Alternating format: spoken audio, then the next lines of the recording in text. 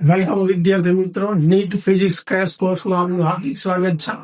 આજના વિડીયોની અંદર આપણે ચેપ્ટર નંબર 13 જે છે દોલિત ગતિ એનું ક્વિક રિવિઝન જે છે એ કરશું અને ત્યારબાદ એના નીટના પીવાયક્યુ જે છે એ સોલ્વ કરશું. ચાલો તો ચેપ્ટરની શરૂઆત કરીએ. એમાં સૌથી પહેલી જે વ્યાખ્યા મહત્વની છે આવર્ત ગતિ.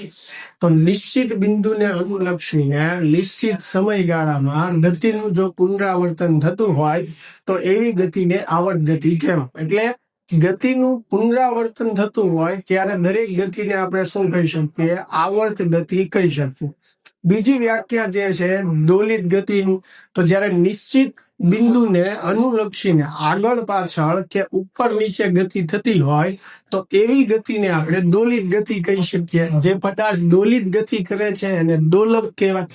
હવે અહીંયા સમજો કે આવર્ત ગતિમાં ગતિનું પુનરાવર્તન છે અને દોલિત ગતિમાં ગતિ જે છે કોઈ સંદર્ભ બિંદુને અનુલક્ષીને આગળ પાછળ કે ઉપર નીચે છે. એટલે આવર્ત ગતિની અંદર દરેક પુનરાવર્તિત ગતિ આવશે. એટલે કે પંખાની ગતિ હોય, ઘડિયાળના કાંટાની ગતિ હોય, સૂર્યની આસપાસ ગ્રહોની ગતિ હોય, આ જે છે એ ગતિનું પુનરાવર્તન છે એટલે આવર્ત ગતિ આવે. સાથે સાથે લોલકની ગતિ, હિંચકાની ગતિ, આમાં પણ ગતિનું પુનરાવર્તન છે એટલે એને આવર્ત ગતિમાં લઈ શકાય. તો ઇન શોર્ટ દરેક દોલિત ગતિને આપણે આવર્ત ગતિ કહી શકીએ. પણ દરેક દોલિત ગતિ જે છે બરોબર છે એ આવર્ત હોતી નથી. એટલે અહીંયા દરેક દોલિત ગતિ જે છે એને આપણે આવર્ત ગતિ કહી શકીએ, પણ દરેક આવર્ત ગતિને આપણે દોલિત ગતિ કહી શકતા નથી. કારણ કે દોલિત ગતિ જે છે એમાં આગળ પાછળ કે ઉપર નીચે ગતિ થતી હોય તો જ આપણે એને દોલિત ગતિ કહીએ છીએ. બરોબર છે. અને ગતિનું પુનરાવર્તન થતું હોય એવી દરેક ગતિને આપણે શું કહીએ છીએ? આવર્ત ગતિ. એટલે ખાસ ધ્યાન રાખવાનું કે પુનરાવર્તિત દરેક ગતિ જે છે એ આવર્ત ગતિમાં આવી જાય. દોલિત ગતિ જે છે એ આવર્ત ગતિની અંદર આવી જશે. બરોબર. પણ બધી આવર્ત ગતિને આપણે દોલિત ગતિ કહી શકતા નથી. હવે આવર્ત ગતિની વાત કરીએ તો આવર્ત ગતિ જે છે એના 3 પ્રકાર છે. એક સરળ આવર્ત ગતિ. હવે સરળ આવર્ત ગતિ ક્યારે આપણે કહીએ તો કે જ્યારે બળ જે છે એ સ્થાનાંતરના સમપ્રમાણમાં હોય તો એને આપણે સરળ આવર્ત ગતિ કહીએ. બીજી છે અવમંદિત આવર્ત ગતિ. વ્યવહારમાં દરેક ગતિમાં અવરોધક બળ લાગતું હોય એના લીધે ગતિ જે છે ધીમી. તો આવર્ત ગતિઓ પણ અવરોધક બળના લીધે શું થાય છે? ધીમી પડે છે. તો એવી ગતિને આપણે શું કહીએ છીએ? અવમંદિત આવર્ત ગતિ કહીએ છીએ. હવે ગતિ શરૂ રાખવા માટે બાહ્ય બળની જરૂર પડે. તો આવર્ત ગતિને પણ શરૂ રાખવા માટે બાહ્ય આવર્ત બળની જરૂર પડે. જ્યારે બાહ્ય આવર્ત બળ વડે આપણે આવર્ત ગતિ શરૂ રાખતા હોઈએ તો એને કહેવાય પ્રણોદિત આવર્ત ગતિ. એટલે આવર્ત ગતિના 3 પ્રકાર છે: સરળ આવર્ત ગતિ, અવમંદિત ગતિ અને પ્રણોદિત ગતિ. એમાં આ ચેપ્ટરની અંદર આપણે વાત કરવાની છે સરળ આવર્ત ગતિ. સરળ આવર્ત ગતિની અંદર સ્થાનાંતર જે છે બરોબર એ બળના સમપ્રમાણમાં અથવા બળ જે છે એ સ્થાનાંતરના સમપ્રમાણમાં હોય તો આવી દરેક ગતિને આપણે શું કહીએ? સરળ આવર્ત ગતિ જે છે એ કહીએ છીએ. ચાલો આગળ વધીએ ચેપ્ટરમાં. તો સરળ આવર્ત ગતિ જે છે એનું સમીકરણની આપણે વાત કરીએ કે સરળ આવર્ત ગતિ કરતા કણ અથવા પદાર્થની ગતિ કયા સૂત્ર દ્વારા વ્યાખ્યાયિત કરી શકીએ? તો મેઇન સૂત્ર એનું છે x બરાબર a cos omega t plus phi. જે ફાઈ જે છે શું દર્શાવે છે? પ્રારંભિક કળા દર્શાવે છે. ઓમેગા ટી જે છે શું દર્શાવે છે? ટી સમયની કળા. અને ઓમેગા ટી પ્લસ ફાઈ શું દર્શાવે છે? ટોટલ કળા દર્શાવે છે. હવે મોટા ભાગના કેસમાં કઈ ન કીધેલું હોય એટલે પ્રારંભિક કળા જે છે એ હંમેશા આપણે શૂન્ય મૂકીએ. એટલે સરળ આવર્ત ગતિ માટે સ્થાનાંતરનું સમીકરણ બને x બરાબર a cos ઓમેગા ટી. બરાબર. આ સરળ આવર્ત ગતિ માટે સ્થાનાંતરનું સૂત્ર છે. હવે જુદા જુદા સમયે તમને સ્થાનાંતર જે છે એ જુદું જુદું મળશે. જ્યાં એ જે છે એ મહત્તમ સ્થાનાંતર એટલે કે જેને કંપ વિસ્તાર કહેવાય. એટલે કેપિટલ એ શું બતાવે છે? કંપ વિસ્તાર. ઓમેગા શું બતાવે છે? કોણીય આવૃત્તિ. તો આપણે એક વસ્તુ ખાસ યાદ રાખવાની છે કે ટી બરાબર 0 સમયે કળા ઓમેગા ટી જે છે કેટલી થશે? 0 થશે.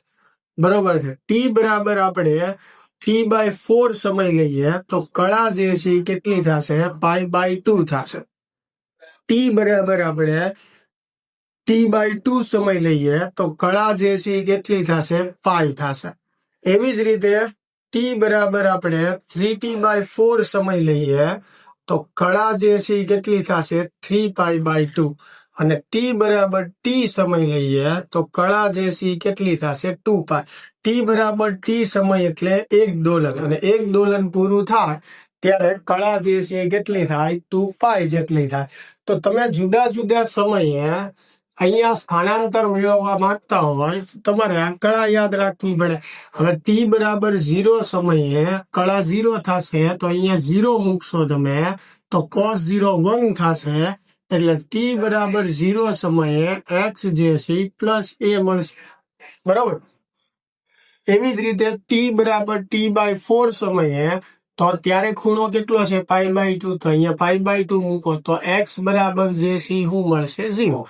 આવી રીતે જે છે જુદા જુદા સમયે તમને સ્થાનાંતર મળશે. પણ આ સમીકરણની અંદર આપણે કોસ ને વિધેય તરીકે વ્યાખ્યાયિત કર્યું છે. ઘણી વાર MCQ એમાં સમીકરણમાં આપણને સાઇન પણ આપે તો x બરાબર a sin ωt આ સૂત્ર દ્વારા પણ આપણે વ્યાખ્યાયિત કરી શકીએ. તો આમાં એ ખાસ ધ્યાન રાખવાનું છે t બરાબર 0 સમયે ખૂણો 0 થશે તો અહીંયા ωt તમે 0 મૂકશો તો sin 0 0 થશે તો x બરાબર 0 થશે. એટલે એ ધ્યાન રાખવાનું કે કોસ સમીકરણમાં જ્યારે કોસ આપેલું છે ત્યારે આપણે ગતિ સમજવાની શરૂઆત x બરાબર પ્લસ a થી કરવાની છે, અને જ્યારે સમીકરણમાં સાઇન આપેલું છે ત્યારે ગતિ સમજવાની શરૂઆત x બરાબર 0 થી કરવાની છે. તો જ આપણે સરળ આવર્ત ગતિ અથવા આવર્ત ગતિ જે છે એને વ્યવસ્થિત સમજી શકશું. એટલે વિધેય તરીકે કોસ આપ્યું છે કે સાઇન એ ખાસ આપણે મગજમાં રાખવાનું છે. તમને ટેક્સ્ટબુકમાં જે કાંઈ આલેખ કે સમીકરણો આપેલા છે એ બધું કોસને ધ્યાનમાં રાખીને જ આપેલા છે. પણ સાથે સાથે હું તમને કહેતો જઈશ જ્યાં આપણે યાદ રાખવા જેવું હશે. ચાલો, આ સ્થાનાંતરનું સમીકરણ થયું. હવે જુદા જુદા સમયે આપણે સમજીએ તો સૌથી પહેલી વસ્તુ કે t બરાબર 0 સમયે x જે છે એ કેટલું હોય? Plus a. એટલે અહીંયા જે છે કોઈ એક સરળ આવર્ત ગતિ કરતો પદાર્થને ધ્યાનમાં લીધો છે જે આવી રીતે ગતિ જે છે એ કરી રહ્યો છે, ગતિનું પુનરાવર્તન. એટલે આ આપણું x બરાબર 0 વાળું સ્થાન છે. બરોબર.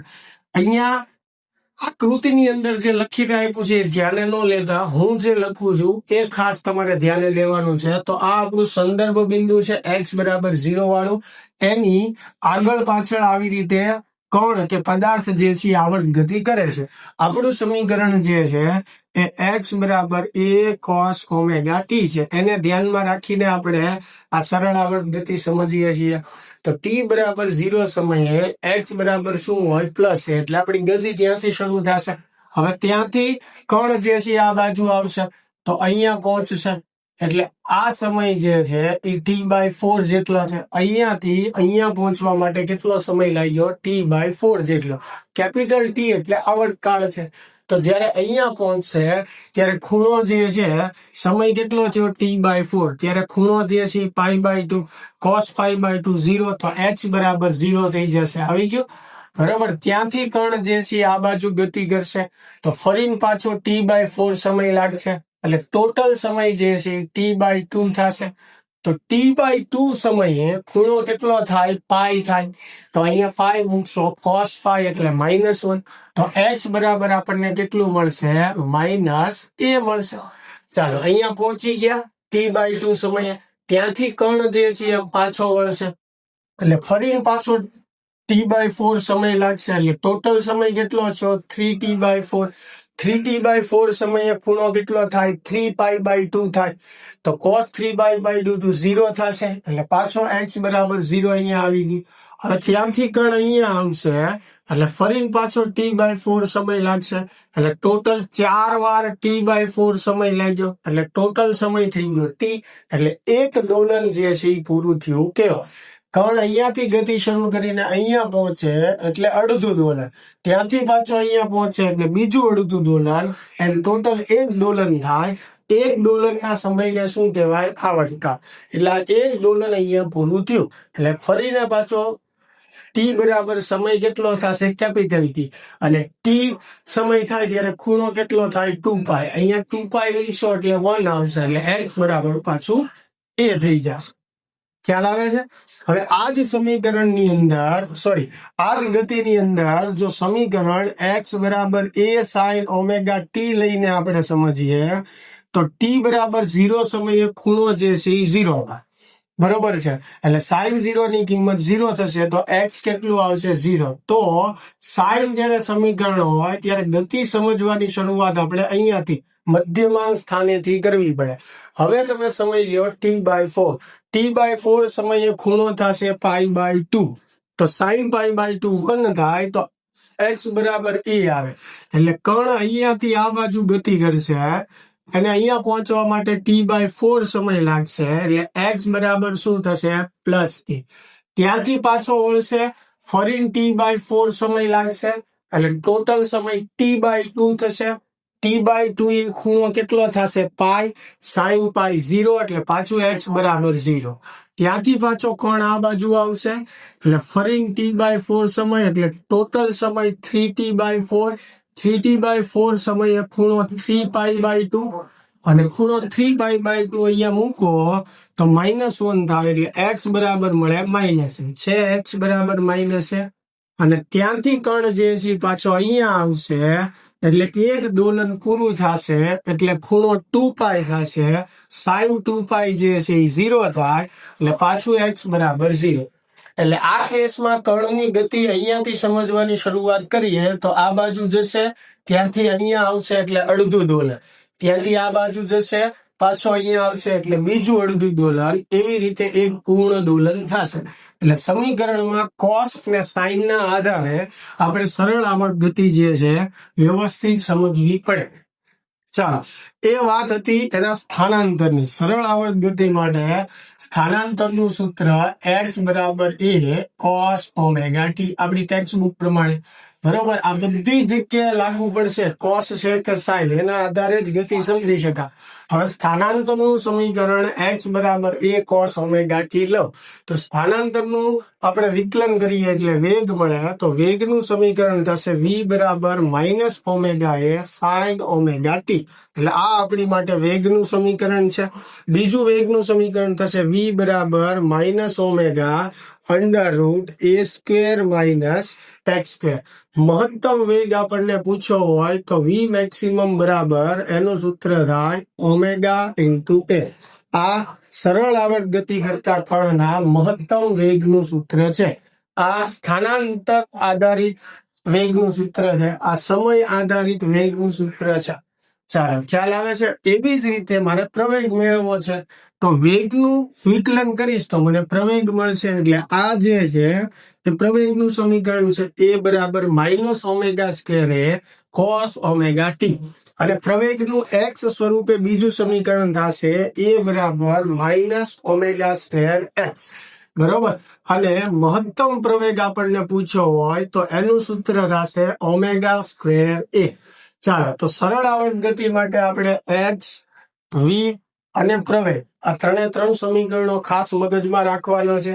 ચાલો આગળ વધીએ તો જુદા જુદા સમયે આપણે વેગ પ્રવેગ ને સમજવાનો પ્રયત્ન કરીએ. આપણી પાસે જે સમીકરણ છે સ્થાનાંતરનું સમીકરણ x બરાબર a cos ઓમેગા t છે. વેગનું સમીકરણ v બરાબર -omega a sin omega t છે. અને પ્રવેગનું સમીકરણ જે છે a બરાબર -ઓમેગા² cos ઓમેગા t છે. ચાલો, સૌથી પહેલું સ્થાનાંતર શરૂઆત કરીએ. t બરાબર 0 એ x કેટલું મળે? a. એટલે ગતિની શરૂઆત આપણે અહીંયાથી સમજવાની શરૂઆત કરવી પડે. x બરાબર +a અને આ આપણી માટે t બરાબર 0 છે. બરોબર, એટલે અહીંયાથી કણ જે છે આ બાજુ જશે ત્યાંથી પાછો અહીંયા આવશે એટલે એક ડોલન પૂરું થશે. t બરાબર 0 આપણી માટે અત્યારે આ છે કારણ કે આપણે કોસ ના આધારે સ્થાનાંતર સમજીએ. હવે સમય જયારે 0 હોય ત્યારે ખૂણો જે છે આપણે અગાઉ જ વાત કરી કે 0 સમયે ખૂણો જે છે કેટલો હોય? 0. બરોબર. T/4 સમયે ખૂણો જે છે ઈ કેટલો હોય? π/2 હોય. T/2 સમયે ખૂણો જે છે ઈ કેટલો હોય? π હોય. અને 3T/4 સમયે ખૂણો કેટલો હોય? 3π/2 હોય. અને T સમયે ખૂણો કેટલો થાય? 2. રેડી? ચાલો. હવે કણ ગતિ કરીને અહીંયા આવવાનો છે, પણ આ સ્થિતિએ આપણે બધી વસ્તુ સમજી લઈએ કે ત્યાં સ્થાનાંતર કેટલું છે? +a જેટલું. હવે ખૂણો કેટલો મૂકવાનો છે? 0. તો અહીંયા 0 મૂકો. બરોબર?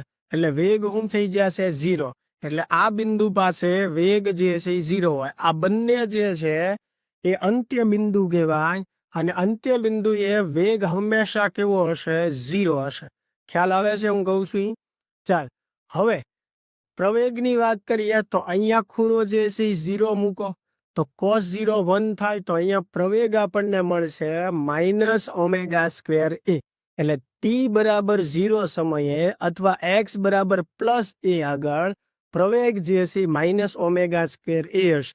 કારણ કે અહીંયાથી કણ જે છે કઈ બાજુ ગતિ કરશે? ઋણ બાજુ ગતિ કરશે. એટલે પ્રવેગ ત્યાં એનો ઋણ આવશે. આપણને MCQ માં સંજ્ઞા પણ પૂછી શકે છે કે x બરાબર +a આગળ વેગ કેવો હોય છે? પ્રવેગની સંજ્ઞા શું હોય છે? સ્થાનાંતરની સંજ્ઞા શું હોય છે? આવું પૂછી શકે. ચાલો, અહીંયાથી શરૂઆત કરી. હવે કણ અહીંયા આવશે એટલે T/4 સમય થશે. T/4 સમયે ખૂણો π/2. બરોબર? ત્યારે x જે છે એ શું થશે? 0. અગાઉ જ આપણે સમજ્યા. હવે આમાં π/2 મૂકીએ એટલે sin π/2 1 થાય. તો અહીંયા વેગ મળશે -ω²a. એટલે x બરાબર 0 આગળ વેગ હંમેશા મહત્તમ હોય. x બરાબર 0 આગળ વેગ હંમેશા કેવો હોય? મેક્સિમમ. હવે અહીંયા નિશાની ઋણ શું કામ આવે છે? કારણ કે અત્યારે કણ ઋણ તરફ જઈ રહ્યો છે એટલે વેગની સંજ્ઞા ધન આવશે. હવે પ્રવેગની વાત કરીએ તો પ્રવેગ આવશે 0. કારણ કે T/4 સમયે ખૂણો કેટલો થાય? π/2. અહીંયા π/2 હું cos π/2 0 એટલે પ્રવેગ જે છે 0. બરાબર? ચાલો, ત્યારથી કણ અહીંયા પહોંચશે એટલે સમય થઈ જશે T/2. T/2 સમયે ખૂણો કેટલો થાય? π. એટલે x બરાબર આવશે -a. બરાબર? એ તો અગાઉ જ શીખ્યા. હવે અહીંયા તમે મૂકો, ખૂણો કેટલો મૂકવાનો છે? T/2 સમયે π. તો અહીંયા sin π મૂકો. sin π 0 તો વેગ 0. તો અગાઉ જ મેં તમને કીધું કે અંત્ય બિંદુએ વેગ હંમેશા 0 હશે. હવે પ્રવેગમાં અહીંયા મૂકો π. cos π જે છે -1 થશે. એટલે માઇનસ પ્લસ થઈ જશે. એટલે પ્રવેગ જે છે એ મળશે +ω². હવે અહીંયા પ્રવેગ શું કામ પ્લસ આવશે? કારણ કે અહીંયા વેગ 0 છે. ત્યાંથી કણ જમણી તરફ જશે, ધન તરફ જશે. એટલે પ્રવેગની સંજ્ઞા અહીંયા ધન આવશે. ત્યાંથી પાછો કણ જે છે અહીંયા આવશે. એટલે ફરીને પાછી આ જ બધી વેલ્યુ મળશે. ત્યાંથી પાછો કણ અહીંયા આવશે એટલે એક ડોલન પૂરું થશે અને ફરી પાછી આ બધી વેલ્યુ મળશે. ક્લિયર થાય છે? ચાલો આગળ વધીએ. તો એના આપણે આલેખ દોરીએ સમય સાથે. સ્થાનાંતર અને સમયનો આલેખ દોરીએ તો એ સ્થાનાંતર +a થી શરૂ કરીને આવી રીતે મળશે. અહીંયા એક દોલનને 4 ભાગમાં T/4, T/2, 3T/4 અને T સમય આવી રીતે 4 ભાગમાં વહેંચી દીધો છે. અને ચારેય ભાગ માટે જે x ના મૂલ્યો મળે છે એને જોડો એટલે x વિરુદ્ધ t નો આલેખ આપણને આ રીતે મળશે. સેમ એવી રીતે વેગ અને સમયનો આલેખ દોરશો જુદા જુદા સમય માટે તો એ આલેખ આપણને આવો મળશે. 0 થી શરૂ થશે. શરૂઆતમાં ઋણ મૂલ્ય, ત્યારબાદ ધન મૂલ્ય.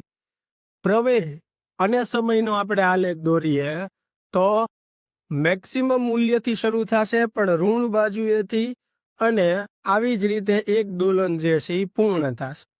જો અહીંયા કળા તફાવતની વાત કરીએ, MCQમાં પણ પૂછે છે કે સરળ આવર્ત ગતિમાં x અને v વચ્ચેનો કળા તફાવત તો π/2 આવશે.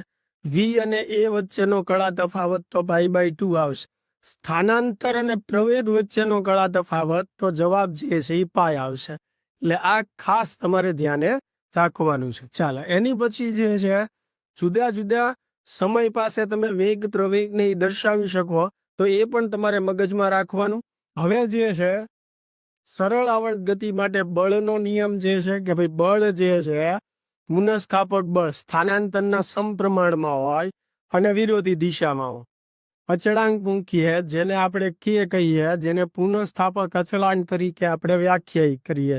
એટલે એફ બરાબર એક સમીકરણ બને -kx.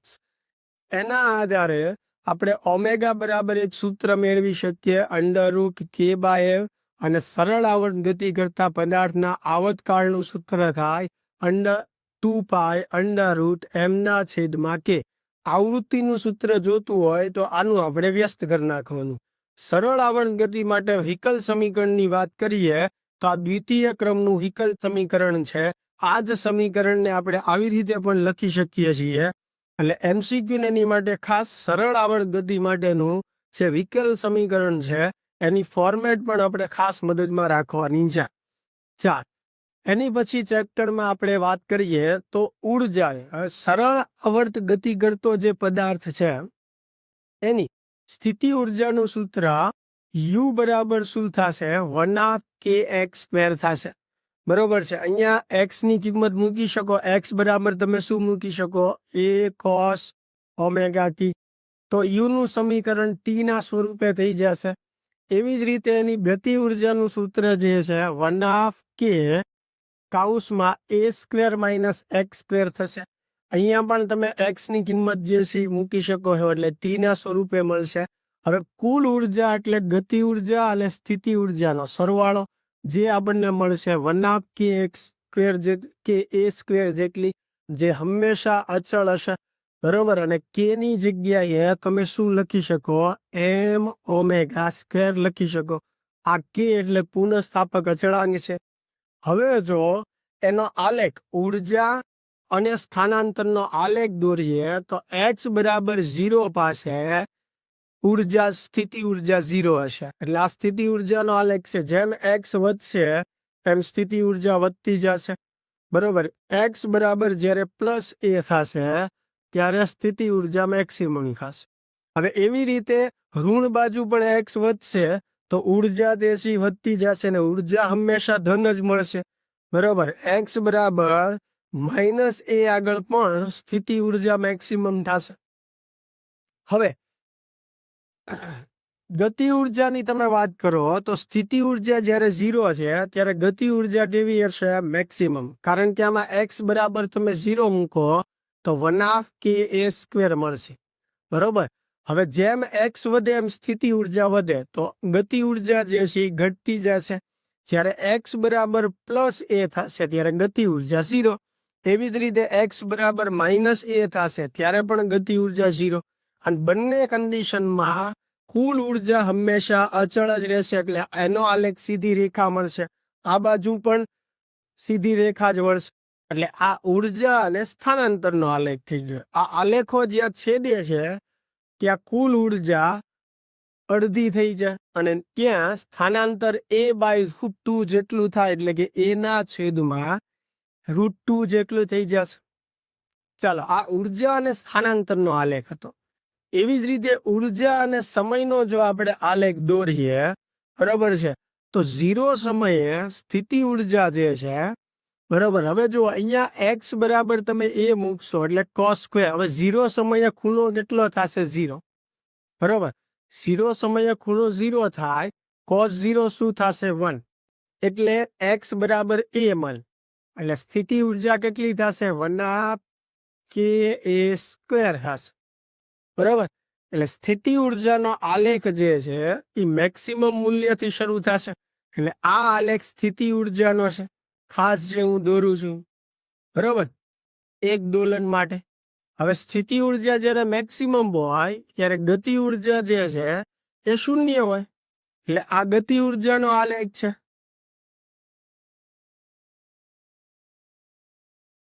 બરાબર. અને કુલ ઉર્જા જે છે એ તો અચળ જ હોય. એટલે આ કુલ ઉર્જાનો સમય સાથેનો આલેખ છે. જે આવી રીતે સીધી રેખા જ મળશે તો અચળ જ રહેવાની છે. સમજાય છે વાત? તો અહીંયા તમે જોઈ શકો કે એક દોલન માટે જ્યારે આપણે ઉર્જા અને સમયનો આલેખ દોરીએ છીએ તો અહીંયા જુઓ તમે 1, 2 અને 3 અને આ બે થઈને ટોટલ 4 ગાળાઓ મળે.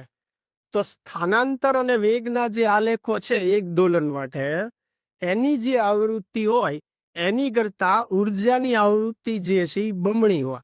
એટલે ખાસ યાદ રાખજો, સરળ આવર્ત ગતિમાં ઉર્જાની આવૃત્તિ જે છે એ કેવી હશે? બમણી હશે. બરાબર. ચાલ, એની પછી જે છે ચેપ્ટરમાં આપણે તો આ આખું કોષ્ટક જુદા જુદા સમય માટે જો એક સાથે બધું મેં તમને લખીને આપેલું છે. 0 સમયે સ્થાનાંતર જે છે કળા પણ લખીને તમને આપેલી છે. સ્થાનાંતર, વેગ, પ્રવેગ, ગતિ ઉર્જા અને સ્થિતિ ઉર્જા. અને કુલ ઉર્જા જે છે એ તો કોઈ પણ સમયે હંમેશા 1/k² જેટલી અથવા 1/m ω²a² જેટલી તો અચળ જ હશે. એટલે મેં લખ્યું નથી. તો આ કોષ્ટક જે છે એનો સ્ક્રીનશોટ તમે લઈ લેજો જરૂર હોય તો. એટલે જુદા વેગ, પ્રવેગ અને ઉર્જાના મૂલ્યો જે છે એ મળી રહેશે. તો ખાસ આનો સ્ક્રીનશોટ જે છે લેવાનું ભૂલતા નહીં. ચાલો, એની પછી જે છે આપણે સરળ આવર્ત ગતિને વર્તુળ અથવા નિયમિત વર્તુળમય ગતિ સ્વરૂપે સમજવાનું છે. એટલે કે સરળ આવર્ત ગતિનું નિયમિત વર્તુળમય ગતિમાં આપણે નિરૂપણ જે છે કઈ રીતે કરી શકું. તો સૌ પ્રથમ સ્થાનાંતરનું સમીકરણ સમજીએ. તો આ જે છે આપણું સંદર્ભ વર્તુળ છે. આ સંદર્ભ વર્તુળનું જે છે કેન્દ્ર છે. કેન્દ્રથી પરિઘ સુધીનું અંતર એટલે ત્રિજ્યા. આ ત્રિજ્યાને સરળ આવર્ત ગતિ માટે શું કહેવાશે? કંપ વિસ્તાર કહેવાશે. હવે ટી બરાબર 0 સમયે કણ જ્યાં દર્શાવેલો હોય, બરોબર છે, એ આપણી પ્રારંભિક સ્થિતિ થઈ ગઈ અને એનો એક્સ અક્ષ સાથેનો જે ખૂણો છે એ આપણી કળા થઈ ગઈ ω+π. હવે જો મારે એક્સ અક્ષ પરનો પ્રક્ષેપ જોતો હોય, એટલે કે એક્સ દિશાનું એનું સ્થાનાંતર જોતું હોય, તો પી બિંદુએથી હું એક્સ અક્ષ ઉપર પ્રક્ષેપ દોરીશ. એટલે સમજો કે આ આપણો સ્થાન સદિશ છે. આ સ્થાન સદિશની દિશા આવી રીતે કેન્દ્રથી બહારની તરફ છે. તો એના શીર્ષ અને એના પૂંછને એક્સ અક્ષ પર ભેગા કરવાના. તો પૂંછ ઓલરેડી એક્સ અક્ષ ઉપર છે અને શીર્ષને આપણે એક્સ અક્ષ ઉપર લંબાવીએ તો આ જે માપ છે એ એક્સ અક્ષ પરનો પ્રક્ષેપ કહેવાય. આ મારે જોઈએ છે. તો આની વેલ્યુ મેળવવા માટે આપણે ઉપયોગ કરીએ આ જે ત્રિકોણ દેખાય છે એમાં કોસ લો. Cos theta. તો થીટા કેટલો છે? ω+π. કોસ થીટા એટલે પાસેની બાજુ એટલે x(t). બરાબર. છેદમાં કર્ણ. કર્ણ એટલે શું થશે? a. તો x(t) બરાબર થશે a cos ω+t+π. આ એક્સ અક્ષ પરનો પ્રક્ષેપ મળી ગયો. હવે એવી જ રીતે વાય અક્ષ ઉપરનો પ્રક્ષેપ જોતો હોય આપણે, તો સદિશની પૂંછ અને શીર્ષને વાય પર આપણે લંબાવવાના. પૂંછ અહીંયા ઓલરેડી છે, આ શીર્ષને આપણે લંબાવીએ તો આ જે માપ છે એ વાય અક્ષ પરનો પ્રક્ષેપ કહેવાય, જેને y(t) કહેશું. તો આ માપ y(t) છે તો આ પણ કેટલું થશે? y(t) થશે. હવે એ મેળવવા માટે આપણે સાઈન નો ઉપયોગ કરશું. Sine ω+t+π. સાઈન થીટા નો સાઈન થીટા એટલે સામેની બાજુ એટલે y(t) છેદમાં કર્ણ એટલે a. તો y બરાબર a sin ω+t+π. તો y અક્ષ પરનો પ્રક્ષેપ મળ્યો કહેવાય. ચાલો, ક્લિયર થાય છે? આ સ્થાનાંતર વ્યાખ્યાયિત થયું. હવે એવી જ રીતે આપણે નિયમિત વર્તુળમય ગતિમાં અથવા સંદર્ભ વર્તુળમાં વેગ જે છે એને વ્યાખ્યાયિત કરીએ. ચાલો, કણ જે છે અહીંયા છે t બરાબર 0 સમય. બરોબર. આકૃતિ જે હું દોરું છું એ તમારે ધ્યાને લેવાની છે.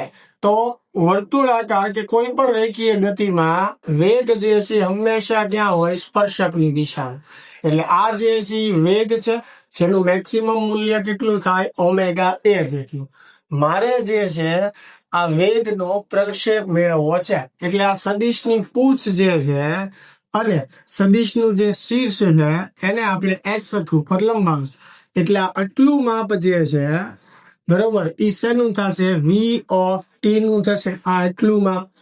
અને એની દિશા જુઓ, તીર ઉપરની તરફ છે એટલે આ બાજુ આવશે દિશા, એટલે ઋણ એક્સ અક્ષ બાજુ આવશે. સમજાય છે? એટલે કે આની સંજ્ઞા ઋણ આવશે. ચાલો, તો મારે આટલું માપ મેળવવું છે તો આ માપ આના જેટલું થશે કે નહીં? બરોબર. આ જે છે એનો કંપ વિસ્તાર છે, અહીંયા ખૂણો ઓમેગા ટી પ્લસ 5 છે, તો આ ખૂણો પણ કેટલો થશે? Omega t plus 5. તો આ ખૂણો ઓમેગા ટી પ્લસ 5, આની વેલ્યુ જે છે એ મારે જોતી છે, જે ઋણ એક્સ દિશામાં છે. તો કોસ નો ઉપયોગ, સાઇન નો ઉપયોગ કરીએ આપણે, તો sine omega t plus 5, sine theta બરાબર સામેની બાજુ, ઋણ બાજુ છે એટલે માઇનસ વી ઓફ ટી છેદમાં કર્ણ એટલે ઓમેગા એ. તો વી ઓફ ટી બરાબર થશે માઇનસ ઓમેગા એ સાઇન ઓમેગા ટી પ્લસ 5. ચાલો, ક્લિયર થઈ ગયું.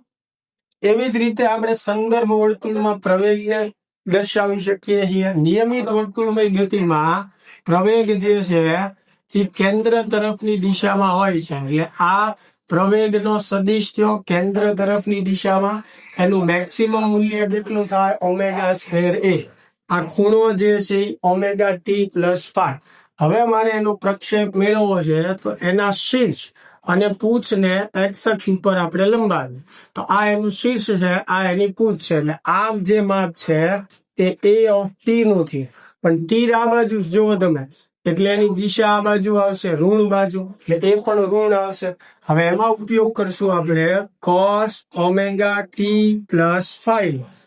તો કોસ એટલે પાસેની બાજુ, ઋણ બાજુ છે એટલે માઇનસ, છેદમાં કર્ણ એટલે ઓમેગા સ્ક્વેર એ. તો એ ઓફ ટી બરાબર શું થશે? માઇનસ ઓમેગા સ્ક્વેર એ કોસ ઓમેગા ટી પ્લસ 5 થશે. તો પ્રવેગનો પ્રક્ષેપ આપણને મળી ગયો. ચાલો, ક્લિયર થાય છે કઈ રીતે દર્શાવ્યું? એની પછી ચેપ્ટરમાં આપણે આગળ વધીએ તો સાદું લોલક જે છે. હવે સાદા લોલક માટે આવર્તકાળનું સૂત્ર જે છે 2 pi √L ના છેદમાં g થા. બરોબર. એટલે કે સાદા લોલકનો જે આવર્તકાળ છે લંબાઈના વર્ગમૂળના સમપ્રમાણમાં અને ગુરુત્વ પ્રવેગ જે છે એના વર્ગમૂળના વ્યસ્ત સંબંધમાં છે. એટલે L વધે એમ આવર્તકાળ વધશે, G વધે એમ આવર્તકાળ ઘટશે. બીજી વસ્તુ, લંબાઈ તાપમાન ઉપર આધાર રાખે, એટલે જો તાપમાન વધે તો લંબાઈ વધે, અને લંબાઈ વધે તો આવર્તકાળ જે છે એ વધશે. એટલે આ સાદા લોલક માટે આવર્તકાળનું સૂત્ર છે. ઘણી વખત આપણને સેકન્ડ લોલક એવો શબ્દ વાપર્યો હોય. જે લોલકનો આવર્તકાળ 2 સેકન્ડ હોય એને સેકન્ડ લોલક કહેવાય, કારણ કે અડધું દોલન પૂરું કરવા માટે એને 1 સેકન્ડ લાગશે, એટલે એને સેકન્ડ લોલક જે છે એ કહેવામાં આવે. ચાલો, એની પછી જે છે સાદા લોલક માટે અલગ અલગ કેસમાં આપણે આવર્તકાળના કિસ્સાઓ જોઈએ. સૌથી પહેલું, લોલક આપણું લિફ્ટની અંદર હોય અને લિફ્ટ જો સ્થિર હોય અથવા અચળ વેગથી ગતિ કરે તો એ કેસમાં આવર્તકાળનું સૂત્ર એનું એ જ રહેશે, ટી બરાબર 2 pi √L/g. ત્યાં પરિણામી પ્રવેગ કેટલો થશે? g જેટલો જ થશે. પણ હવે એ જ લોલક લિફ્ટની અંદર જ્યારે લિફ્ટ નીચે તરફ ગતિ કરતી હોય, તો લિફ્ટ જ્યારે નીચે તરફ ગતિ કરતી હોય ત્યારે આવર્તકાળનું સૂત્ર ટી બરાબર 2 pi √L છેદમાં g - a જેટલું થશે, જ્યાં પરિણામી પ્રવેગ જે છે એ g - a જેટલો કહેવાય. કારણ કે લિફ્ટ નીચે જતી હોય ત્યારે આભાસી બળ ઉપર લાગતું હોય. એવી જ રીતે લિફ્ટ જો ઉપર તરફ જતી હોય તો આવર્તકાળનું સૂત્ર જે છે ટી બરાબર 2 pi √L ના છેદમાં g + a જેટલું થશે, જ્યાં પરિણામી પ્રવેગ g + a જેટલો થશે. બરોબર. અને જો આપણને એવું કીધું હોય કે મુક્ત પતન કરે છે, લિફ્ટની અંદર લોલક છે અને કોઈ પણ રીતે કાં તો લિફ્ટ તૂટી જાય અથવા લિફ્ટ મુક્ત પતન કરે છે. હવે લિફ્ટ મુક્ત પતન કરે તો એ નીચે જાય, એટલે એ બરાબર શું થશે? g થશે. તો આ સૂત્રમાં એ બરાબર g મૂકી દો તમે, તો g - g 0 થઈ જાય, એટલે આવર્તકાળ અનંત થઈ જાય. અને સૈદ્ધાંતિક રીતે આવર્તકાળ અનંત થવો એટલે દોલનો બંધ થઈ જવા. બરોબર. એટલે મુક્ત પતન કરે લિફ્ટ એવો કેસ આવ્યો હોય તો પણ ધ્યાન રાખો.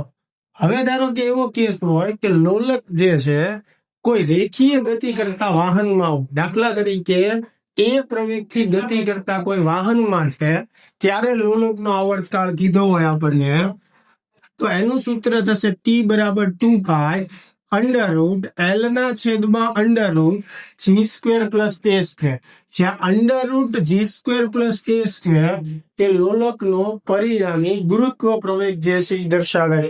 તો મિત્રો આ અલગ અલગ કેસની અંદર લોલકનો આવર્તકાળ જે છે કેમ મેળવી શકાય એની આપણે ચર્ચા કરી. અને આ ચેપ્ટરની અંદર જેટલા કોન્સેપ્ટ હતા તે ખૂબ ડિટેલથી સમજાવવાનો મેં પ્રયત્ન કર્યો છે. આશા છે કે વ્યવસ્થિત તમને સમજાણું હશે. ચાલો હવે આપણે જે છે એના નીટના PYQ જે છે એ કરીશું. ચાલો પહેલો MCQ છે 13મા ચેપ્ટરનો. સરળ આવર્ત ગતિ કરતા કણોના x વિરુદ્ધ t નો આલેખ આકૃતિમાં દર્શાવેલો છે. તો t બરાબર 2 સેકન્ડ સમયે કણનો પ્રવેગ જે છે એ મેળવો. ચાલો કણના પ્રવેગનું સૂત્ર a બરાબર થાય -ω² x. આપણી પાસે એક આવું સૂત્ર છે. હવે t બરાબર 2 સેકન્ડે કીધું છે તો 2 સેકન્ડે મારે x જોઈએ. તો અહીંયા 2 સેકન્ડે તમે x જોવો તો x આપણને આપેલું છે 1, બરોબર. એટલે x બરાબર 1 મૂકશું, ઓમેગાની જગ્યાએ 2π છેદમાં t મૂકશું, ઉપર વર્ગ, x ની જગ્યાએ આપણે શું મૂક્યું 1.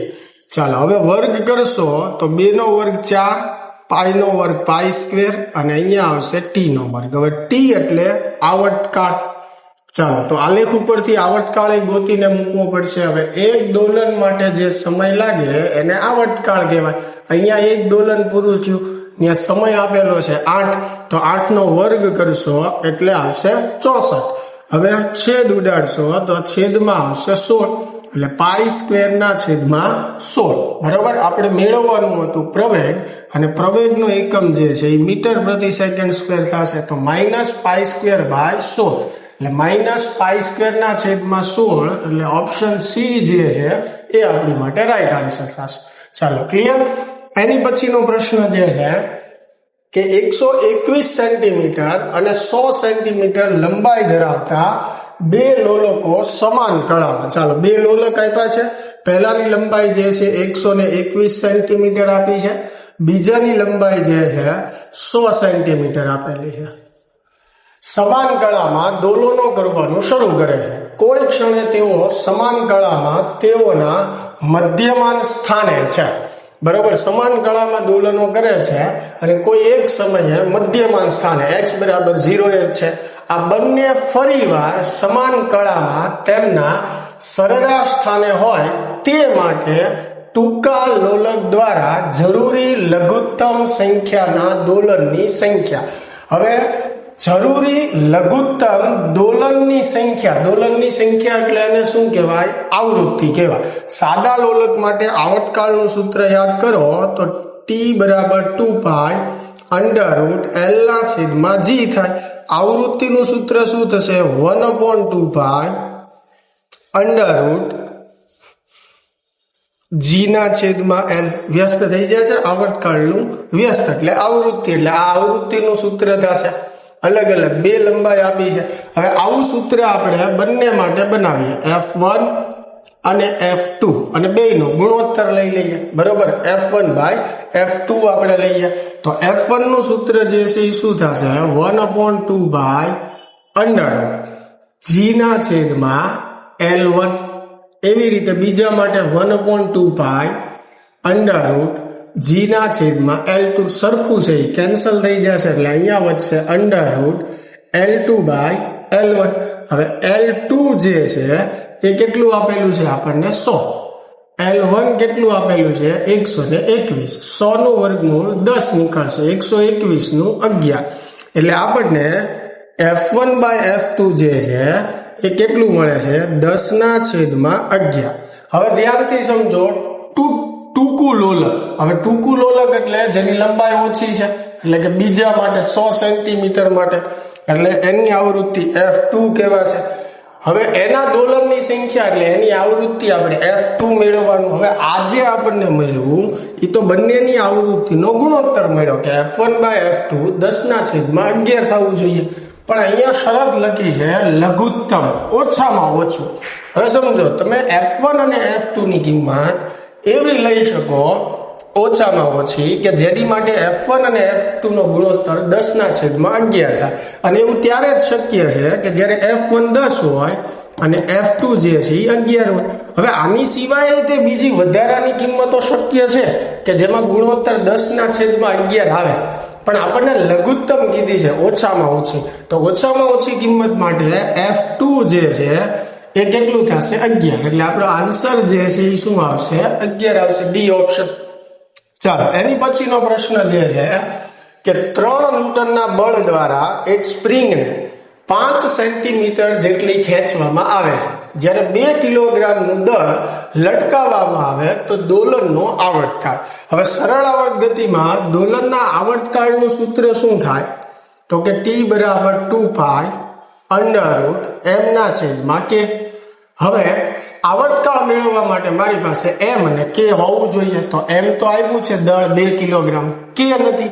હવે k મેળવવા માટે આ હિન્ટ આપી છે, જુઓ કે બળ 10 ન્યૂટનનું લાગે ત્યારે 5 સેન્ટીમીટર જેટલી ખેંચવામાં આવે છે. તો આપણી પાસે સૂત્ર છે F બરાબર શું થાય? kx. તો k બરાબર શું થશે? F/x.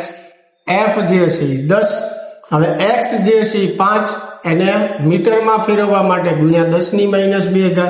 તો 5 દુ 10 અને 10⁻² ઉપર જાય તો પ્લસ થઈ જાય એટલે 200 આવશે ન્યૂટન પ્રતિ મીટર. ચાલો કે મળી ગયું.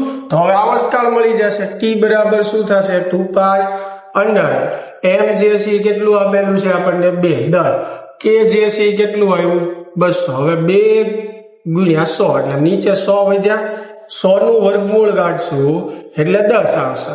હવે પાય એટલે 3.14, 3.14 ગુણ્યા 2 એટલે 6.28 થશે. એના છેદમાં જે છે 10. તો આને ભાગ્યા 10 કરો એટલે 0.628 સેકન્ડ થાય. તો 0.628 સેકન્ડ ક્યાં આપ્યું છે આપણને? ડી ઓપ્શન માટે. ડી જે છે એ આપણી માટે સાચો આન્સર થયો. ચાલો એની પછીનો પ્રશ્ન જોઈએ આપણે. તો એક પદાર્થ n આવૃત્તિ સાથેની સરળ આવર્ત ગતિ કરે છે તો તેની સ્થિતિ ઉર્જાની આવૃત્તિ કેટલી હશે? તો થિયરીમાં પણ મેં તમને કીધું હતું આ કે ઉર્જાના સંદર્ભમાં આવૃત્તિ જે છે કેવી હોય? બમણી હોય, બરોબર છે. એટલે સરળ આવર્ત ગતિની આવૃત્તિ n હોય તો ઉર્જાની આવૃત્તિ જે છે એ કેટલી હોય? 2n. એટલે આપણો આન્સર જે છે એ શું આવશે? બી, 2n. ડબલ આવૃત્તિ હોય. ચાલો એની પછીનો પ્રશ્ન જે છે કે સરળ આવર્ત ગતિ કરતા એક કણના સ્થાનાંતર અને પ્રવેગ વચ્ચેનો કળા તફાવત. તો આ પણ થિયરી સમજાવતી વખતે મેં કીધું હતું કે પ્રવેગ અને સ્થાનાંતર વચ્ચેનો કળા તફાવત જે છે કેટલો હોય છે? પાય હોય છે. એનું સમીકરણ યાદ કરો. સ્થાનાંતરનું સમીકરણ x બરાબર શું છે? a cos ωt. બરોબર. હવે પ્રવેગનું સમીકરણ શું છે? -ω²a cos ωt. પ્રવેગનું સમીકરણ તમે આમ પણ લખી શકો ω² a cos ωt પ્લસ પાય. બરોબર. તો હવે ધ્યાનથી બેયના સમીકરણ જુઓ. આ મહત્તમ સ્થાનાંતર છે, આ મહત્તમ પ્રવેગ છે, બરોબર છે. અહીંયા cos તો cos. હવે આનો ખૂણો જે છે તમે જુઓ, બરોબર. તો આનો ખૂણો ωt, આનો ખૂણો ωt પ્લસ પાય. તો બે વચ્ચે તફાવત કેટલાનો થયો? પાય. એટલે x અને a વચ્ચેનો કળા તફાવત જે છે કેટલો આવે? પાય રેડિયન. એટલે આન્સર જે છે એ આપણો એ થશે. ચાલો એની પછીનો પ્રશ્ન કે સરળ આવર્ત ગતિ કરતા એક કણનો એક દોલનના અંતે સરેરાશ વેગ જે છે એ શું થાય? ચાલો તમે ઘણી બધી રીતે આને સમજી શકો છો. જો v બરાબર સૂત્ર છે -ω sin ωt. હવે એક દોલનના અંતે એટલે એક આવર્તકાળ માટે તમારે આ સમીકરણની સરેરાશ લેવાની. એટલે 0 થી t માં તમે આનું સંકલન કરો એટલે કે સરવાળો કરો, t વડે ભાંગી નાખો. અને આપણને ખ્યાલ જ છે કે એક આવર્તકાળ માટે સાઇન કે કોસ જ્યારે સમયના વિધેય સ્વરૂપે હોય તો એનું સંકલન શું આવે? 0. એટલે 0 ગુણ્યા આ જે પદ છે 0 થઈ જશે એટલે સરેરાશ શું આવશે? 0. અથવા તમે એમ પણ સમજી શકો કે એક આવર્તકાળ માટે આપણને 4 મૂલ્યો મળે: 0, -ω, 0 અને +ω. આ ચારેય મૂલ્યનો સરવાળો કરીએ, બરોબર, અને ભાગ્યા 4 કરીએ. 4 મૂલ્યો છે તોય જોઈ શકો કે ઉપર સરવાળો બધાનો શું થઈ જશે? 0. 0 ભાગ્યા 4 એટલે 0. તો તો એક આવર્તકાળ માટે વેગની સરેરાશ જે છે એ શું આવશે? સરળ આવર્ત ગતિ માટે 0 આવશે. ચાલો એની પછીનો પ્રશ્ન કે વર્તુળની ત્રિજ્યા, ભ્રમણનો આવર્તકાળ, પ્રારંભિક સ્થિતિ અને ભ્રમણની દિશા આકૃતિમાં દર્શાવે છે. ભ્રમણ કરતા કણ P નો ત્રિજ્યા સદિશનો y પ્રક્ષેપ ખાલી જગ્યા થાય. y પ્રક્ષેપનું સૂત્ર શું થાય? y બરાબર a sin omega t plus phi. ચાલો y બરાબર a એટલે ત્રિજ્યા જે છે એ કંપ વિસ્તાર બતાવે, જે તમે જોઈ શકો 3 મીટર જે છે આપણને આકૃતિમાં આપેલું છે, એટલે a ની જગ્યાએ 3 મૂકશું. sin હવે ઓમેગા મેળવવું હોય તો એનું સૂત્ર થાય 2 ના છેદમાં t. હવે t એટલે આવર્તકાળ, તો આકૃતિમાં આવર્તકાળ દર્શાવેલો છે, કેટલો છે? 4 સેકન્ડ છે, તો t ની જગ્યાએ 4 મૂકવું એટલે અહીંયા આવશે π/2 રેડિયન પ્રતિ સેકન્ડ. એટલે ઓમેગા મેળવ્યું તો ઓમેગાની જગ્યાએ π/2 ઇન્ટુ t પ્લસ phi એટલે પ્રારંભિક કળા. હવે અહીંયા t બરાબર શું આપ્યું છે? 0. બરાબર, આ સ્થિતિ છે તો એનો x અક્ષ સાથેનો ખૂણો કેટલો થશે? 90 π/2 થશે. ચાલો તો આ સમીકરણ બની ગયું. હવે આને આમ પણ લખી શકાય, π/2 પહેલા લખીએ અને આ π/2 ઇન્ટુ t પછી લખીએ. હવે આ ગણિતનો નિયમ ખ્યાલ હશે કે sin 90 પ્લસ થીટા હોય. હવે 90 પ્લસ એટલે કયું ચરણ આવે? બીજું. એટલે એક તો પહેલી વાત 90 હોય એટલે વિધેય બદલાઈ જાય, એટલે sin નું શું થઈ જશે? cos, અને આ થીટા લખાશે. હવે 90 પ્લસ બરોબર 90 અહીંયા 90 થાય, 90 પ્લસ એટલે આગળ, એટલે બીજા ચરણમાં આવીએ. બીજા ચરણમાં ઓલ s t c, અહીંયા s એટલે સાઇન ધન હોય તો નિશાની ધન જ રહેશે. બરોબર, તો સાઇન 90 પ્લસ થીટા ને કોસ થીટા લખી શકાય. તો અહીંયા જે છે 3m ના સાઇન નું થઈ ગયું કોસ, અને આ આપણી માટે થીટા એટલે π/2 ઇન્ટુ t. તો y પ્રક્ષેપનો જવાબ શું આવશે? 3 ઇન્ટુ cos π/2 ઇન્ટુ t. ચાલો તો એવો જવાબ, અહીંયા તો માઇનસ છે, નહીં આવે. આ 4 છે, આ પણ નહીં આવે. બરોબર, અહીંયા 3πt આવી ગયું, આ ખોટું. ચાલો ડી ઓપ્શન જે છે y બરાબર 3 cos πt, એટલે ડી ઓપ્શન જે છે એ આપણી માટે સાચો આન્સર છે. ચાલો ક્લિયર થાય છે. એની પછીનો પ્રશ્ન જે છે કે સરળ આવર્ત ગતિ કરતા એક કણનું સ્થાનાંતર y બરાબર a0 plus a sin omega t plus b cos omega t વડે આપવામાં આવે છે. તો આ દોલનનો કંપ વિસ્તાર, થિયરીમાં આપણે ભણ્યા જ હોય, આ બે સમીકરણ સરળ આવર્ત ગતિ દર્શાવે છે અને આ એનો સરવાળો છે. બરાબર, તો આવી રીતે બે સમીકરણનો સરવાળો હોય ત્યારે પરિણામી કંપ વિસ્તાર જે છે એ આપણને કઈ રીતે મળે? √a² પ્લસ b² થી મળે. એટલે ઓપ્શન સી જે છે આપણી માટે સાચો આન્સર છે. બરાબર, ચાલો એની પછી જે છે 9મો પ્રશ્ન કે એક પર્યાપ્ત ઊંચાઈના મકાનની છત પરથી એક લોલક લટકાવેલ છે, જે સાદા આવર્ત દોલકની જેમ સરળતાથી આગળ પાછળ ગતિ કરી શકે છે. તેની સરેરાશ સ્થિતિથી 5 મીટર અંતરે, કેટલું અંતર આપેલું છે? 5 મીટર અંતરે લોલકના દડાનો પ્રવેગ એટલે એ આપેલો છે 20 મીટર પ્રતિ સેકન્ડ હોય તો આ દોલનનો આવર્તકાળ ખાલી જગ્યા થશે. ચાલો પ્રવેગનું ખાલી હું મૂલ્ય લખું તો એ બરાબર થાય ω² x. પ્રવેગ આપેલો છે 20, ઓમેગાની જગ્યાએ મૂકીએ 2π/t, વર્ગ કરીએ એટલે 2 નો વર્ગ 4, π² અને t નો સ્ક્વેર. શું કામ? તો કે આવર્તકાળ મારે મેળવવાનો છે. પ્રવેગ આપ્યો છે એટલે પ્રવેગના સૂત્રનો મેં ઉપયોગ કર્યો. કેટલા અંતરે? 5 મીટર, એટલે x ની જગ્યાએ 5. તો t² બરાબર 4π² એને ગુણ્યા 5, t² ઉપર જશે, 20 જે છે એ નીચે આવશે. 5 ચોક 20, 4 4 કેન્સલ, તો t² બરાબર શું આવ્યું? π². તો t બરાબર શું આવશે? પાઈ સેકન્ડ. તો જવાબ આપણો થયો પાઈ. તો પાઈ ક્યાં આપેલું છે આપણને? બી ઓપ્શનમાં પાઈ સેકન્ડ, એટલે ઓપ્શન બી આપણી માટે સાચો જવાબ થયો.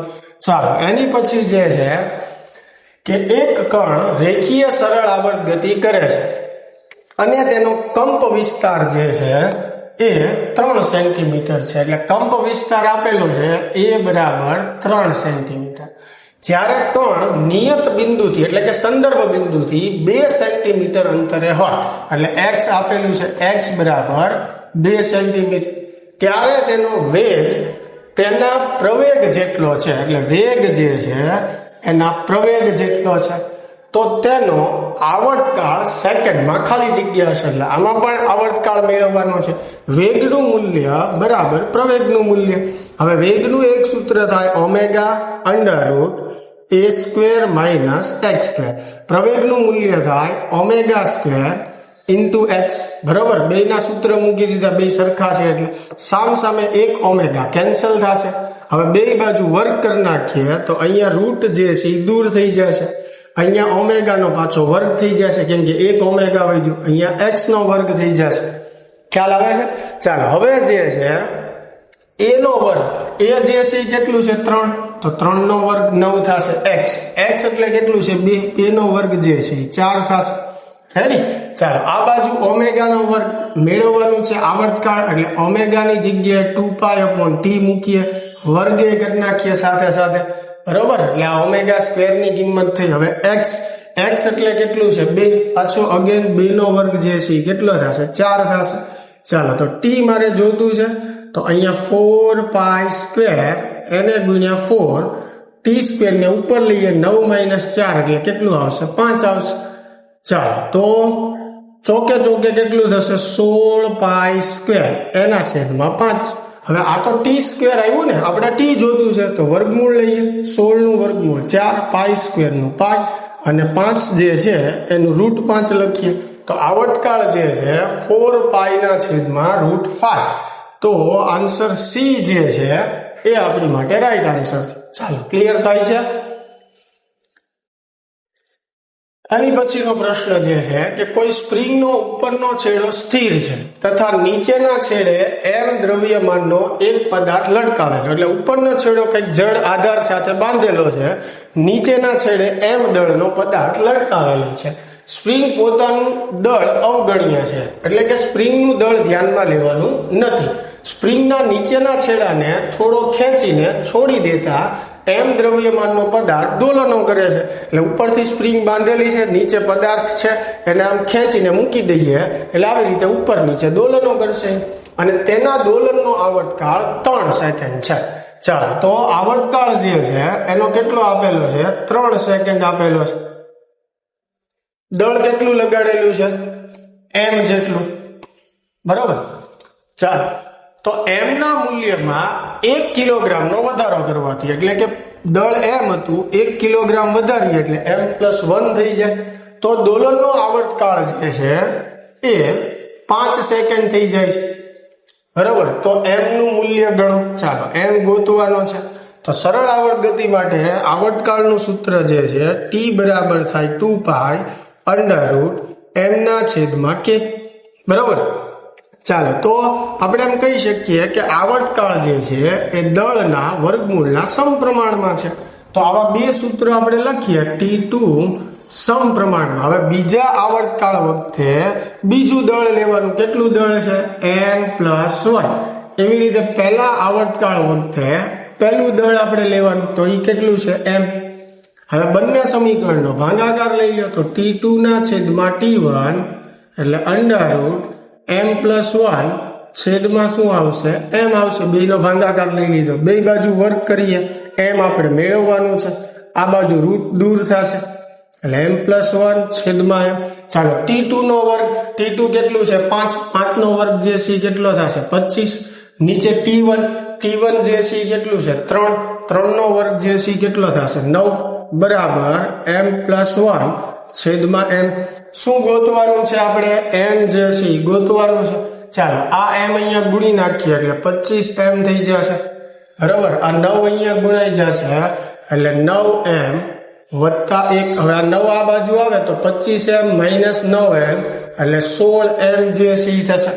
બરાબર, અહીંયા આવશે 9. આ 9 જે છે બે સાથે ગુણાશે ને એટલે 9m વત્તા 9. બરોબર, આ બાજુ આવ્યું 16m, આ બાજુ વધ્યા 9, તો m બરાબર 9/16. ચાલો કિલોગ્રામ, તો 9/16 કિલોગ્રામ આપણો જવાબ થશે. એટલે ઓપ્શન ડી જે છે એ આપણી માટે સાચો જવાબ. ચાલો આગળ વધીએ. 12મો પ્રશ્ન કે y1 બરાબર a sin ઓમેગા t અને y2 બરાબર b cos ઓમેગા t એટલે બે સરળ આવર્ત ગતિના સમીકરણો છે. વડે દર્શાવતા બે સ્થાનાંતરો એકબીજા પર સંપાત થાય ત્યારે મળતી ગતિ. બરોબર છે. તો ઓપ્શન તમે જુઓ. હવે આ બે સરળ આવર્ત ગતિ છે એટલે એનથી જે નવું સમીકરણ બને સંપાત થઈ એ સરળ આવર્ત ગતિ જોઈએ. એટલે આ ઓપ્શન એ ખોટો છે, સરળ આવર્ત ગતિ નથી. પછી એના છેદમાં બી કંપ વિસ્તાર વાળી સરળ આવર્ત ગતિ કરે તો આ પણ ખોટું છે. બરોબર. √a² પ્લસ b² કંપ વિસ્તાર વાળી ગતિ કરે તો આ સાચું છે. જયારે આવા બે સમીકરણો હોય અને એનો સરવાળો કરો તો પરિણામી કંપ વિસ્તાર જે છે આનો કંપ વિસ્તાર a છે, આનો b છે, તો પરિણામી કંપ વિસ્તાર કેટલો થાય? √a² પ્લસ b² જેટલો. ચાલો ઓપ્શન સી જે છે આપણી માટે સાચો આન્સર થયો. એની પછીનો પ્રશ્ન જે છે કે એક કણ સુરેખામાં સરળ આવર્ત ગતિ કરે છે. મધ્યમાન સ્થાનથી x1 અને x2 અંતરે તેમના વેગો અનુક્રમે v1 અને v2 છે. તો તેમનો આવર્તકાળ ખાલી જગ્યા થશે. ચાલો આવર્તકાળ મેળવવાનો છે. સૌથી પહેલા હું વેગનું મૂલ્ય લખું પહેલી પરિસ્થિતિ માટે. તો વેગનું સૂત્ર છે v બરાબર ઓમેગા √a² માઇનસ x². પણ પહેલી પરિસ્થિતિ માટે વેગ v1 ત્યારે અંતર x1. હવે બે બાજુ વર્ગ કરી નાખું તો v1 નો વર્ગ બરાબર ઓમેગા નો વર્ગ કૌંસમાં a² માઇનસ x1². હવે ઓમેગા જે છે અંદર ગુણી નાખીએ તો અંદર ગુણી નાખશો તો ω² a² માઇનસ ω² x1². ω² જે છે આપણે શું કર્યું? અંદર ગુણી નાખ્યું. બરાબર. હવે આમાંથી ω² a² ને સૂત્રનો કરતા બનાવવું તો v1² માઇનસ આ પદ આ બાજુ આવશે તો પ્લસ થશે એટલે ω² x1. તો આ પહેલી પરિસ્થિતિ માટે મળ્યું. હવે સેમ વસ્તુ જે છે બીજી પરિસ્થિતિ માટે બનાવીએ તો આવું સૂત્ર બનશે ω² a² બરાબર v1 ની જગ્યાએ શું આવશે? v2 આવશે વત્તા ઓમેગાનું ઓમેગા આવવાનું છે. x1 ની જગ્યાએ શું આવશે? x2 આવશે. ચાલો આ સમીકરણ 1 થયું, આ સમીકરણ 2 થયું. આ ω² a² બરાબર છે, આ પણ એની બરાબર જ છે. એટલે એવું સમજો કે અહીંયા ω² a² ની આપણે કિંમત મૂકી દઈએ. ω² a² શું છે? તો કે v² પ્લસ ω² x1 બરાબર v2² પ્લસ ω² x2². રેડી. હવે ઓમેગા વાળા પદ જે છે એ આપણે એક બાજુ કરી નાખીએ. બરાબર. હવે ઓપ્શન તમે જુઓ તો સરવાળો હોય કે બાદબાકી બધામાં પહેલા v1 જ છે. તમે જુઓ એટલે આપણે એવો પ્રયત્ન કરશું કે v1 પહેલા રાખશું એટલે આને મારે આ બાજુ મોકલવું પડશે એટલે v1² માઇનસ v2². હવે આ પદ ઓલી બાજુ જશે તો બેયમાંથી ω² જે છે કોમન નીકળશે. બંનેમાંથી ω² કોમન એટલે કૌંસમાં વધશે x2². આ ઓલી બાજુ જશે એટલે માઇનસ થયું એટલે માઇનસ x1². બરાબર. હવે ω² ને સૂત્રનો કરતા બનાવવું તો ω² બરાબર શું થશે? આ કૌંસ છેદમાં આવશે એટલે આવું મળશે આપણને v1² માઇનસ v2² છેદમાં x2² માઇનસ x1². હવે વર્ગમૂળ લઈ લઈએ તો ઓમેગા બરાબર આ આખું પદ અંડર રૂટમાં આવશે v1² માઇનસ v2² છેદમાં x2² માઇનસ x1². હવે મેળવવાનો છે આવર્તકાળ એટલે ઓમેગાની જગ્યાએ 2π ના છેદમાં t લખીએ અંડર v1² માઇનસ v2² છેદમાં x2² માઇનસ x1². t જોતું છે એટલે બે બાજુ વ્યસ્ત કરી નાખીએ તો t ના છેદમાં 2π બરાબર અંડર x2² માઇનસ x1² છેદમાં v1² માઇનસ v2². હવે t ને સૂત્રનો કરતા બનાવો એટલે 2π ગુણાઈ જાય. બરોબર. એટલે t બરાબર શું થશે? 2π અને આ આખો જે કઈ કૌંસ છે તો 2π x2 માઇનસ x1² છેદમાં v1 માઇનસ v2². એટલે આપણો આન્સર જે છે એ શું થશે? b. આવર્તકાળ મેળવવાનું છે એટલે t ને સૂત્રનો કરતા બનાવવાનો. ચાલો ક્લિયર થાય છે આખું સાદું રૂપ. આગળ વધીએ. એની પછીનો પ્રશ્ન જે છે કે સરળ આવર્ત ગતિ કરતા કોઈ કણનો મહત્તમ પ્રવેગ આલ્ફા અને મહત્તમ વેગ બીટા છે તો દોલનનો આવર્તકાળ શોધો. ચાલો, મહત્તમ પ્રવેગ એ જે છે એ આલ્ફા આપ્યો છે, મહત્તમ વેગ વી જે છે એ બીટા આપે. બેનો ગુણોત્તર લઈ રહીએ તો એના છેદમાં વી બરાબર થશે આલ્ફાના છેદમાં બીટા. હવે મહત્તમ પ્રવેગનું સૂત્ર થાય ઓમેગા સ્ક્વેર એ, મહત્તમ વેગનું સૂત્ર થાય ઓમેગા એ બરાબર આલ્ફાના છેદમાં બીટા. એ કેન્સલ, એક ઓમેગા કેન્સલ, તો આ બાજુ એક ઓમેગા વધ્યું. ઓમેગાની જગ્યાએ લખી શકું 2 ના છેદમાં ટી બરાબર આલ્ફાના છેદમાં બીટા એમનો વ્યસ્ત કરી નાખીએ તો ટી ના છેદમાં 2 બરાબર બીટાના છેદમાં આલ્ફા. તો ટી બરાબર શું થશે 2 બીટા એના છેદમાં આલ્ફા. ચાલો, તો આ આપણો જે છે આવર્તકાળ છે. તો 2 બીટાના છેદમાં આલ્ફા એટલે ઓપ્શન એ જે છે એ આપણી માટે સાચો આન્સર છે. ચાલો, એની પછીનો પ્રશ્ન જે છે ઓકે નથી. હવે ચાલો, તો આટલા પ્રશ્નો હતા ચેપ્ટર 13 ની અંદર પીવાયક્યુમાં. બરોબર, આશા છે કે આપણને આ ખાસ હેલ્પફુલ થતા હશે. આની સિવાયના એમસીક્યુ ખાસ વિદ્યાર્થી મિત્રો પ્રેક્ટિસ કરતા રહેજો. આગળ આની પછી એક જ ચેપ્ટર આપણે 11માનું બાકી છે, પછી 12માના ચેપ્ટર આપણે શરૂ કરવાના છીએ. 12માની અંદર આપણે શક્ય એટલા વધારે એમસીક્યુ જે છે એ કરશું અને વચ્ચે એક એવો પણ વિડીયો લેક્ચર જે છે હું તમને આપીશ કે કયા સૂત્રનો કઈ રીતે ઉપયોગ કરવો, ક્યાં ઉપયોગ કરવો એ પણ તમને ખ્યાલ આવે.